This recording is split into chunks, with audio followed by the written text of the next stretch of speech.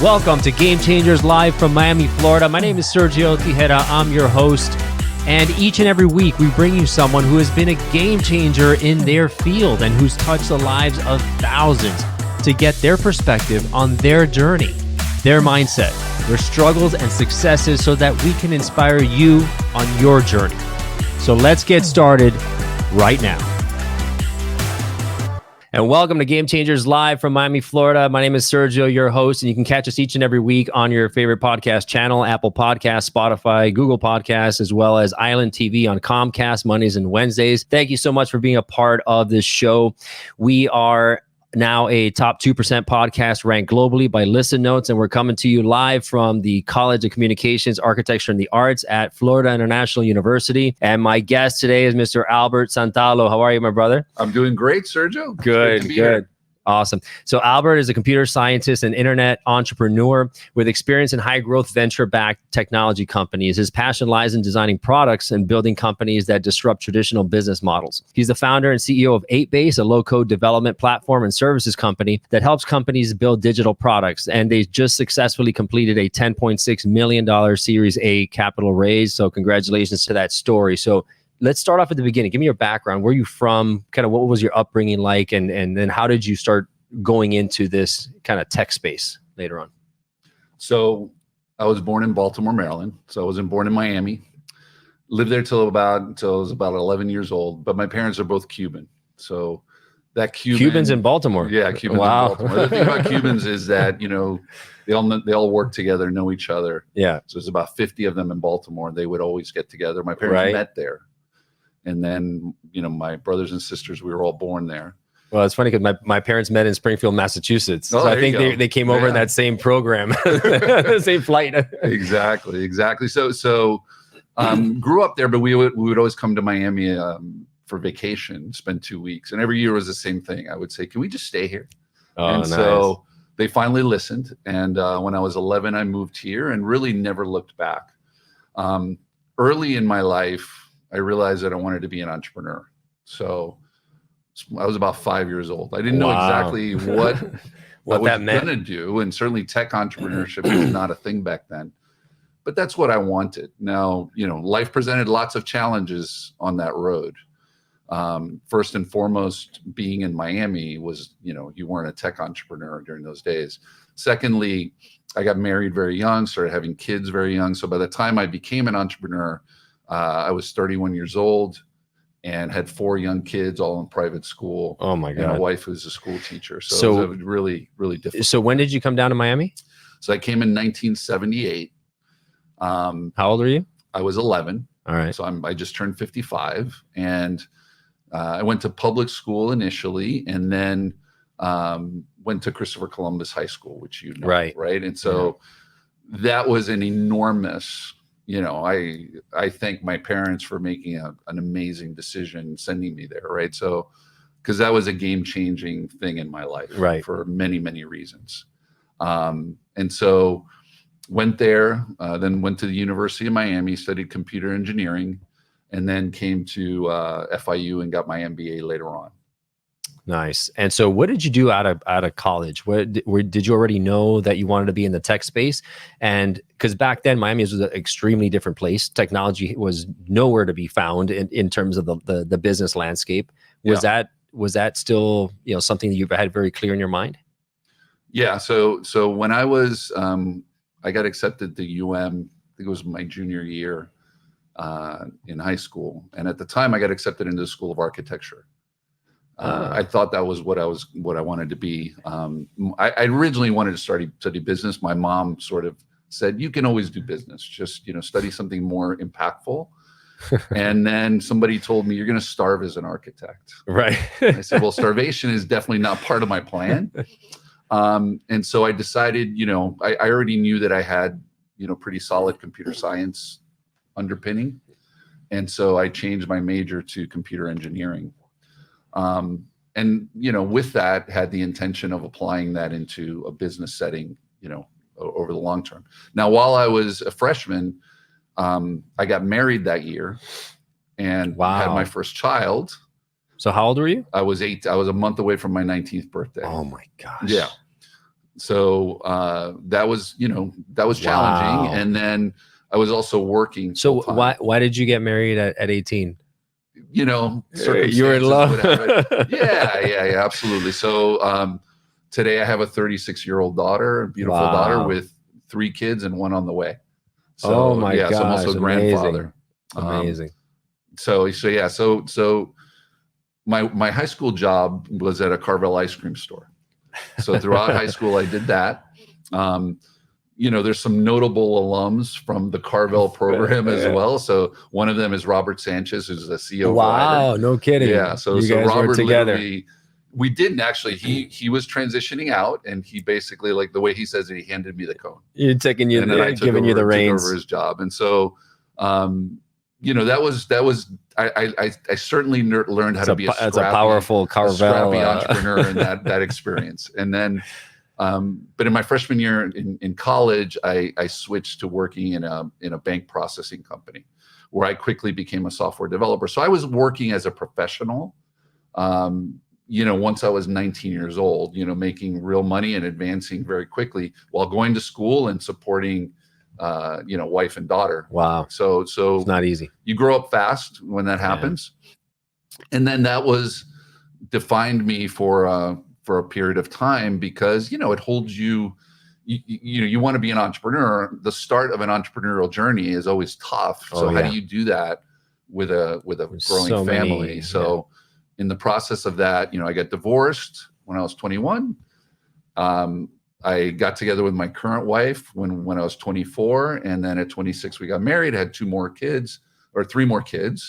Wow. All before I became an entrepreneur at 31, 32. Oh my gosh. So a lot of people over the pandemic especially started to realize that they weren't happy doing what they do, right? A lot of people tend to, they get their first jobs out of college, and it might just be a good job, so to speak. And then you can tend to stay there. And then when you hit your 30s, 40s, you start realizing, hey, I want to do something different. You were able to do that a little earlier than a lot of people. Yeah. So tell me about that decision to when you said, okay, I'm going to stop taking a paycheck, which is a very sobering moment, right? When you realize, okay, there's no more paycheck coming in. Did you have to kind of push yourself off the ledge to become an entrepreneur, or were you just ready to dive in? Totally. So definitely had to push off the ledge. So started out in bank processing, went into an entrepreneurial situation where I was the head of technology at 24, learned a lot about what to do, what not to do. Took a break after a few years because literally I was working 90 hours a week. Company had gotten to profitability, but I didn't really see a big future there. Did consulting when AutoNation was first starting.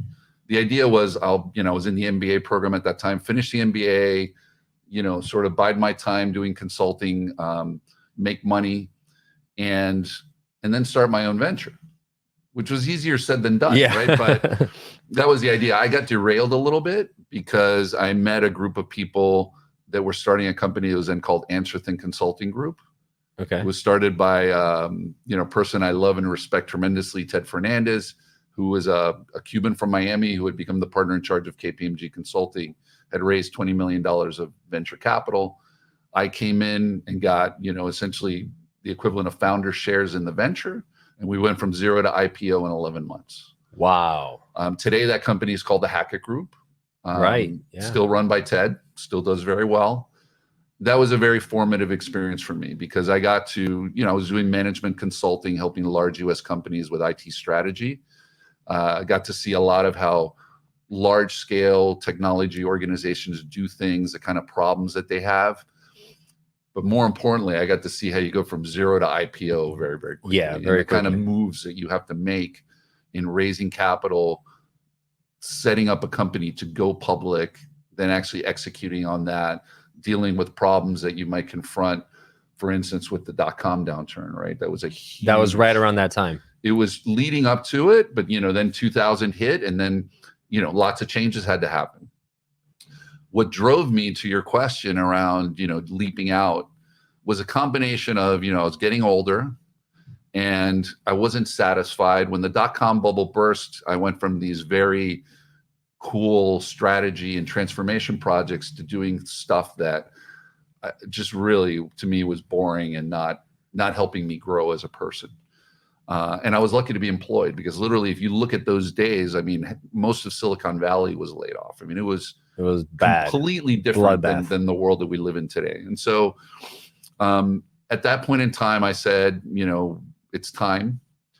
I felt like I had enough experience to try, but I dramatically changed as an individual, dramatically changed. So I went from being what I would call a creature of logic to a creature of faith. What does that mean? So up until that time, my risk tolerance was highly predicated on what I could see was possible. You know, like I always say, it's like I want to go to the North Pole. Well, if you pull out a map and you plot a course to the North Pole, it's really easy on paper. Yeah. But there's a million ways to die, right? On the way. Journey. And entrepreneurship is sort of like that. So it's impossible for you to plot a straight course to success. Yeah. And so I threw myself into it with a because you've never been there. No one's ever been to that exact space that you're going to, and so there's no straight line to it. It's a lot of trying and failing and trying and failing. And how do you pay the bills? Yeah, you know, I wasn't in a position. I mean, I had made some money, but I wasn't in a position to like fund the venture, go without pay for a long period of time. All of that. So, and it wasn't just this decision that affected me. Right. Yeah. Eating ramen noodles and living in, you know, in an apartment with on a couch 3 or 4, co-dwellers. Right. It was, I had a family I had to think about. So it was a terrifying experience. And to a certain degree, it was, let's call it a selfish move. Yeah. Fortunately, nobody's ever missed a meal in my house, and no employee or coworker has ever missed a paycheck. Right. Knock on wood. But it was just one of these things that you say to yourself, I'm destined to do this and I've got to do it. Right. Otherwise, because life is too short. Yeah. It's a gut check for sure. But it's a very formative time in your life where your character is really chiseled out. I mean, it's tested, right. To the nth degree. Tested to the end. And it continues to be. Like that journey is not over. Right. Exactly. So, even though you've raised, you've had successful, exits and everything else like that, there's another mountain on the horizon that you see and that you want to tackle. Right? And they're enormous mountains, and you're only as good as yesterday's performance. Like what you did 5 years ago, all that doesn't matter.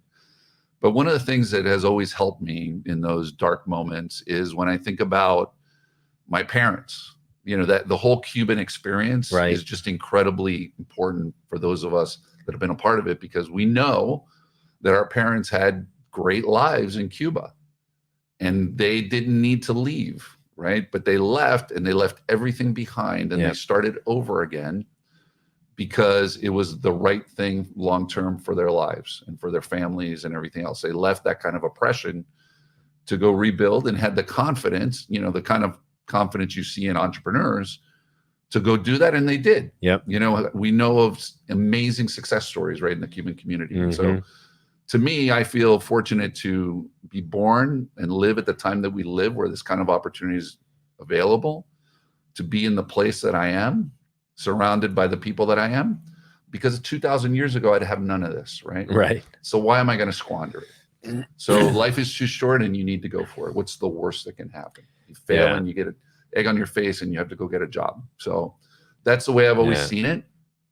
And so, at that age, when I started my first company, it was an absolutely terrifying experience. There were a lot of things I had not done. One of them was raise money. My approach to these things is to leave absolutely nothing to chance and work the problem to death. And we were successful. In 2002, raised a couple $1 million of angel investment, and later on raised venture capital, grew the company over those years. The company eventually exited. Transitioned. So hold on, let me ask you about that, because if for a company who's never done a raise, what does that look like in terms of, what are investors looking for? What now that you've been through it a couple times, what are like the 2 or 3 key things that you say this needs to be right? If this is right, everything else will kind of take care of itself. Yeah, no, that's a great question, and I see lots and lots of people get this wrong.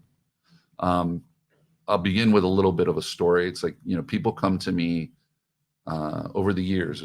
At this point, it's been 2 decades I've been in the lead role in technology entrepreneur, right? And they come to me and they say, Albert, you're the guy that knows how to raise money in Miami. Can you introduce me to investors? And my canned response is typically no, right? There are some exceptions to that because there's people that are just absolutely phenomenal, off the charts. I know that they will make it, right? But it's not about who I knew, right? Who I knew was part of that. It's about the preparedness, what the venture is about, and how you've got it all put together, and the fact that you and the venture have to be backable in all senses of that word, right? Yeah. Airtight. It needs to be airtight. And still you might fail. Right. But you need to be backable. So people need to project that you will be a founder that can actually operate this company and scale it at least to a certain point, that the idea has a significant enough addressable market, right? Even if it doesn't exist today, but you can project that it will have one. Typically for venture capital, that addressable market needs to be $1 billion or more. You need to be someone who appears to be open to ideas, not closed-minded, is a lifelong learner, and that can work with others, right? Yeah. Because it's not just about you. Initially, people are betting on you, but they have to say, okay, there's going to be a executive team around this person. Sure. People that are contributing, because nobody gets there by themselves. And, my advice to entrepreneurs when they're starting their venture is leave nothing to chance. Make sure everything from that deck to the pitch, to the objection handling, to the financial model, to all of that needs to be impeccable, especially if you're doing this in Miami. If you're doing this in Silicon Valley, you might not have to be so buttoned up. But if you're doing it in Miami, you better be buttoned up. You got to be twice as good as anybody else. Why is that? Why Miami versus Silicon Valley? And Miami has changed. So Miami's gotten easier. But I mean, literally, investors from other places never thought of Miami as a tech haven or a place that can invest, especially for early stage ventures. If you're a Silicon Valley investor, why would you invest in Miami when you want to be sort of deeply involved with your portfolio companies and you can drive to them, and there's a huge concentration of them in the Valley. And so this has changed a lot because valuations have gotten crazy over there. Deal competitive but not gotten crazy, and there's been a saturation of venture capital, so supply and demand disequilibrium. Right. So they've begun to, in a big way, say outside Silicon Valley investment. But when I was doing this in my first two companies, it was a different ballgame. And there wasn't all this web content around the Y Combinator and Techstars and all of the educational and best practices that's out there. Right. You were literally figuring this out on your own. But I managed to get it done. Yeah. Right. One of the biggest mistakes I see with entrepreneurs is that they get bogged down with a couple of investor discussions, right? My playbook was always go for angel investors in the local community first, get the company to a performance level, and then take it to get venture capital from somewhere else. Right. But you got to start with that angel investment, right? And so oftentimes I hear entrepreneurs, as part of this, introduce me to investors, having 3, 4, 5 investor discussions. Oh, they got interest. They work those to death over a few months and they get nowhere, right? And they're back to square one. My playbook has been, if I have to talk to hundreds of people, I will. And I'm not done pitching until the round is closed. Even if I have high level of engagement, you play all out. Short of I've signed a term sheet with a no shop, I'm talking to investors. Because, healthy dose of paranoia is goes a long way. This, but more important is just the fact that investors have a gazillion reasons for why they're going to say no. Yeah. You should never take that personally. You should learn from every one of those. Adjust your presentation, adjust your pitch appropriately without BSing, right? Yeah. But maybe I didn't get the message across correctly. Let me rephrase it this way. Let me change this. Let me think about this other implication, right? It's constant iteration, constant improvement. So as you get further down the line, your chance of success is better. And most people they're just not willing to do the work. I mean, it's simple as that. Right. They don't realize that this is largely around selling leaving nothing to chance, committing to excellence, attention to detail, and working it to death and not taking things. If you can't handle no, that's a big problem, because you're going to get a lot of no's. And it could be as simple as, you know what, I've got too much money deployed in high risk opportunities, or I just don't understand your space, or, I'm not strategic. There's a million reasons, right? Yeah. You're going to hear that a lot, but you got to talk to hundreds to get a few. Most people are just not willing to do the legwork, right? And then play all out, all 9 innings until the clock stops, so to speak, or or the game ends. You're playing all out. You don't see the teams stop playing or play half-assed in the last couple minutes. Totally. And this speaks a little bit to what I said earlier about creature of logic versus faith. Is, had I said logically, am I going to be able to do that? It would have been impossible to map, because I didn't know enough people or have enough confidence that those people were going to stroke checks to do it. I had that faith that in the process of doing this, I was going to go out and I was going to meet those people, going to be able to convince them and make it happen. So what I realized is that becoming a creature of faith meant that I had enough faith in myself and in the system that we live in, right, to be able to work the problem, adjust, and doors will open. Eventually crack the code. Right? Doors will open, right? And I don't know what those doors are, but if you do that long enough and well enough and you survive it, you're going to find that doors open you never envisioned, right? Yeah. But you've got to take that first step into the unknown. And that's one of the interesting things about being an entrepreneur, is that you don't know how close you are to success, even after, 10 no's, and you're getting tired and you're like, oh my God, am I going down the wrong path here? Is there, there's no light at the end of the tunnel, but you might be one ask away from a breakthrough. I heard an amazing story over 2 parts in the last couple of days. Oh, well, actually, I heard the first part about a month ago, and I heard the second part yesterday because I had lunch with this person. So you're familiar with Moderna, right? So this person I knew from Bain Capital, many years ago, and he left Bain and McKinsey and so forth, and he went to go work at Moderna when it was 10 people. He was the head of strategy. This is in 2012. Wow. He was telling me about all them being in a room deciding what business they were going to pursue, and one of the decisions was vaccines. For years, they pursued vaccines, the things you would expect, SARS, MERS, things like that. Never really had much, those things traction. Were never global pandemics, right? It was never a huge thing. Company, people in the company to a certain degree were dubious after a while. Doubting of it. Yeah, as years went by. Then COVID hits. They developed the vaccine for COVID. I don't remember if he said 2 hours or 2 days. It doesn't matter. Wow. Because they had built a platform to do this, right? It wasn't just an innovation from scratch. They had built the underlying platform, and then that innovation came. And then what happened next, right? So it's blockbuster, right? And not only that, did a lot of good for the world with the vaccine, right? But had anybody given up, pulled the plug right before COVID came around, easily have happened, because we just think these companies go from zero to huge success without any turmoil. That's not true, right? So just thought I'd say that. That blew me away when I heard it. Yeah. So having stamina in it and continuing down that path and saying, like you said, having some faith that the doors are going to open. So you start off with that first company that you said, I think was 2.2 million.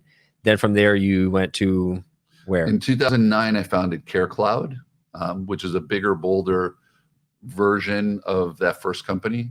Unfortunately, one of the big problems I have is I never pick easy things to do. So, these are healthcare technology companies. What CareCloud was trying to do was incredibly difficult, because we were building a single instance, multi-tenant, cloud-based offering in 2009 for everything that was healthcare outside the hospital. So all the records and everything. So it was a financial, administrative, and clinical. So it was the medical records, all of the accounts receivable processing, all of the front office technology. So we were managing billions of dollars of client revenue that if the system didn't work, doctors didn't get paid. So it was highly sensitive stuff. And then medical records and prescriptions and, lab orders and things like that, if that wasn't done correctly, obviously, that has human life implications. Right. So, and all of that was done in a single instance of the software in one database in the cloud before Amazon was prevalent or any of this stuff. So it was a huge undertaking, and 50 different medical specialties, and medical specialties are very diverse. Oh my gosh. Yeah. Challenging on top of the product build. What's challenging is selling physician practices at scale. And at our peak, we were selling 70 practices a month. And then be careful what you wish for, because implementing all of those practices was incredibly difficult too. It wasn't like signing up on Facebook. They're all a little different, right? And well, you had to convert data, you had to train people, you had to re-credential them with insurance companies. It was a nightmare. Wow. So we had this high velocity engine that we built around that. So the company was growing over 100% per year. It took a lot of venture capital. It started with about $8 million of angel investment. And quickly then, burned through that. Yeah, it took a couple of years because a lot of that was product development. Yeah. And then did a $20 million Series A with Silicon Valley investors, which was probably the first Silicon Valley deal in Miami in at least a decade prior. Wow. And then over time, raised a lot more money and continued to scale the company. So that was a very, very interesting, formative experience. I learned a lot, but because it was my second rodeo, I also came in, knowing a lot more about what to do there. What was the key thing that you learned about yourself personally and professionally from that experience of CareCloud? A lot. So, I would say the first thing is that if you set your mind to something, and it can be a big dream, big vision, that you can do it. So, there was a lot of things that, especially after having the first experience, went a lot faster at CareCloud. But when that Series A was announced, it was a big deal in Miami because it was right. Now you see these things being announced. There's a little bit of a downturn right now, but you see these things announced weekly, which has been a phenomenon since the pandemic or thereabouts, but before it wasn't. So, people might have called me crazy trying to do this. Most of the healthcare IT up until that point was not cloud-based. We made it work on Macs and things like that. And today that's not a thing, but in 2009, that was a breakthrough. watching something work through an alternative browser that wasn't an Internet Explorer or something that wasn't a Windows PC was a huge deal, right? So we made all of that work. It gave me a lot of confidence along the way. But there was enormous challenges always as well. Yeah. So then I enjoyed sitting across the table from, from the Silicon Valley investor types for the most part. So then when you finished CareCloud, you left there, was there a gap or you said, okay, I have my next idea for A-Base? In 2016, I left the day-to-day of CareCloud. The company was about 25 million in recurring revenue at that point. And started working through what was my next venture, right? And there was just this idea that I couldn't just get out of my head, and it was really formed by my direct experiences, which was my observation was as an engineer that much of software development was repetitive work. There's what we call non-unique aspects of any of these products that could be abstracted away into a platform.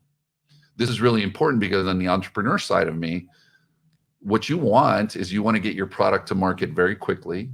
You want to be able to iterate fast to get to product market fit. You want to not spend a huge amount of time raising money, which is an enormous distraction for an entrepreneur. Yeah.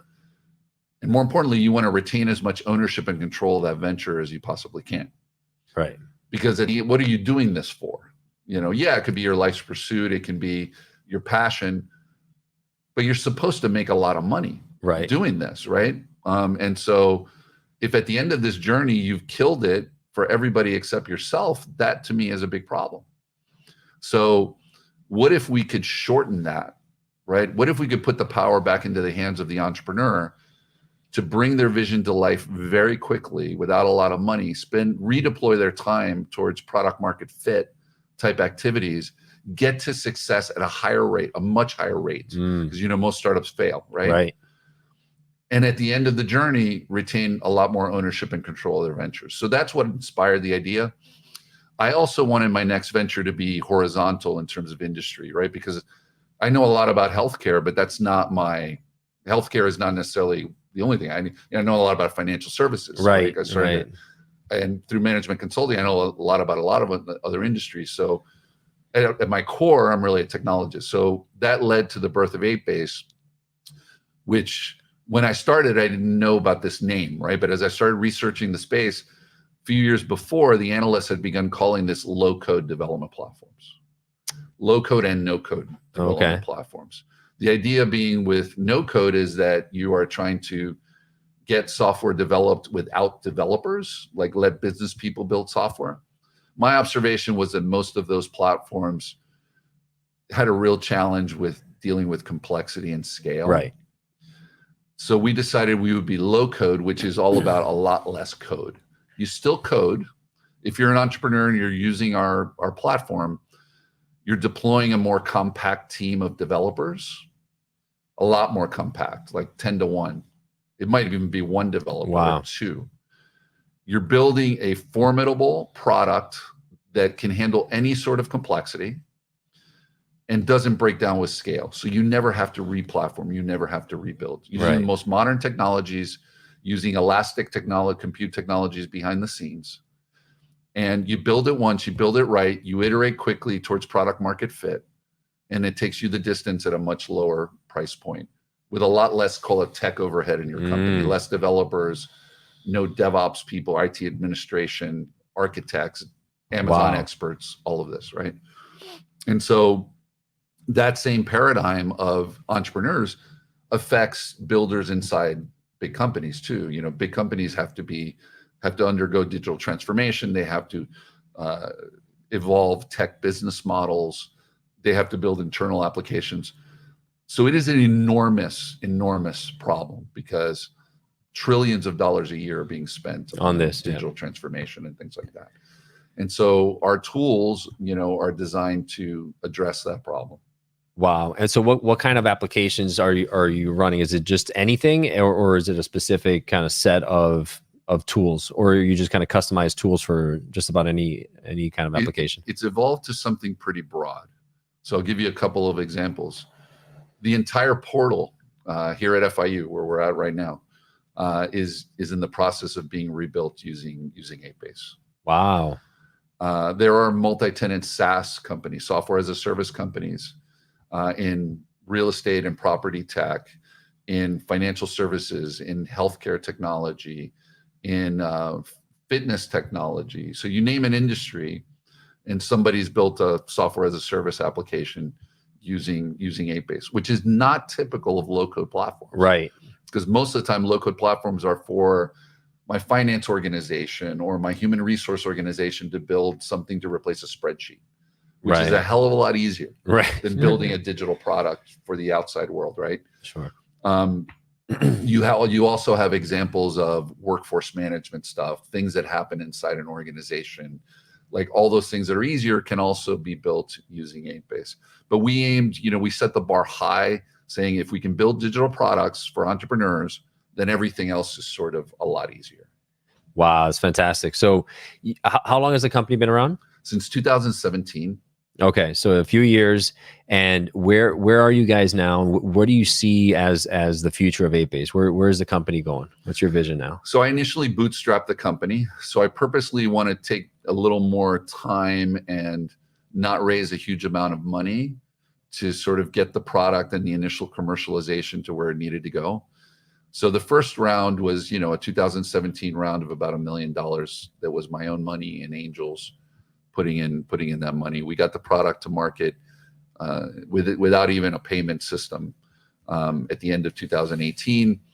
Our first paying client was in 2019. It was actually, of all things, IBM Global Services. Wow. For work they were doing inside of NATO. And they're still a client, and that's gone really, really well. It's a good first client. It's a good first client, you know. So and we delivered well for that.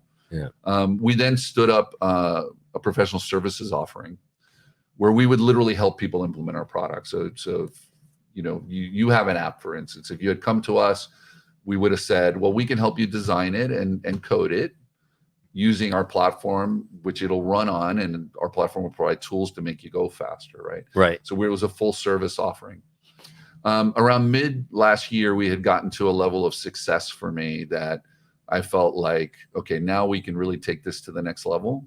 And so at that point, decided to do venture capital, started a process to do that, and consummated a $10.6 million Series A in about April of this year, led by a great investor, a really, really great investor. I can't think of a better investor for us at our stage. Fantastic. So from there, really what it is rounding out the remaining elements of our product, and then pushing really hard. Our product is designed to, as opposed to Care Cloud, okay, which was a sales-led sort of motion where every sale was human to human. Even though we got that sales cycle down to about 33 days on average, sales and implementation took a long time, right? Right. Here we have what's called product-led growth and a sales motion, but product-led growth is the primary, which is draw people to the website, have them begin to use the product with no human intervention, let them try it for free, and then let them scale up to paid use at different inflection points in their journey, right? When they're first developing, it doesn't cost that much. When they go live and they scale, it costs more. And in larger settings, there is sales and training and things like that. But generally speaking, it's a democratized product, democratized pricing around it. Right. That's hard. Yeah. Right. It's hard to do. And we're not completely there yet. This is the concept of you go to sleep at night and you wake up with 1,000 new customer credit cards, right? This takes a lot of attention to detail and iteration to make it all work. So that's where we're headed. What's a typical client size? Is it a small kind of startup entrepreneur? Is it already a medium-sized business? What's the sweet spot? There are different segments. So sometimes it's an institution like FIU or IBM. And oftentimes it could be a solo developer looking to build something. It can also be an entrepreneur, a non-technical founder looking to not only build better and faster and with less money, but they may also want to engage people to help them build without necessarily hiring those people on the payroll. So part of what we bring is we also bring an ecosystem of partners that can help people. We were doing this, and then we shifted this at a larger scale to having partner organizations that bring developers to the table that are equipped to use 8base and help our clients as well. Got it. So a little bit of connecting and matchmaking that happens as well. So some really interesting stuff that you're doing, my friend. Hell of a story, definitely a success story here in Miami and in the early tech days. So congratulations to you and all the folks that you worked with at Care Cloud and 8base. You guys are doing some amazing things. Where can they find out more? Is it 8base.com? Yes, it's 8base.com. I'm easy to find on LinkedIn. And one thing I'll say is for all the Columbus grads that might be watching is that we're going to be in combination with some alumni. That's right. Who've started a company around this. We're going to be launching an app that will serve the Columbus community really, really well. Right. Yeah. It's about taking one of the most powerful high school networks in the world to a whole other level. Absolutely. Absolutely. And I can attest to that network in Columbus. I didn't go there. I wish I did. But it would have been great. But it is a tremendously successful and tight-knit group, and the app that you're developing for that is gonna take that network to the next level. Yeah. As I sort of say, right, the Columbus has some great alumni. Just incredibly proud to be a part of that group. But the defining characteristic of that network is it actually operates like a network. It's not about the individuals and how successful they've been.